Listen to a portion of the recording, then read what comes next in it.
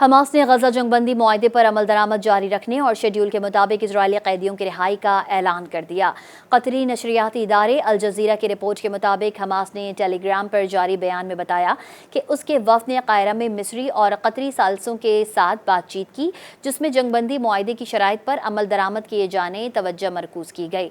इन शराइत में मकानात महफूज बनाना, फौरी तौर पर खेमे, भारी सामान, तिब्बी सामान, ईंधन समेत दीगर इमदादी सामान की फराहमी शामिल है। हमास का कहना था कि मुज़ाकरात मुस्बत रहे। मिस्र और कतर ने तस्दीक की कि वो जंगबंदी मुआहदे की शराइत पर अमल दरामद में रुकावटों और खला को दूर करने के लिए काम करेंगे। बयान में हमास ने तयशुदा शेड्यूल के मुताबिक कैदियों के तबादले समेत दस्तखत करदा जंगबंदी मुआहदे पर अमल दरामद जारी रखने की तस्दीक की। 10 फरवरी को हमास ने इसराइल पर सीज़ फायर मुआहदे की खिलाफ वर्जी का इल्ज़ाम आयद करते हुए मजीद इसराइली कैदियों की रिहाई गैर मुअय्यना मुद्दत तक मौखर करने का ऐलान किया था।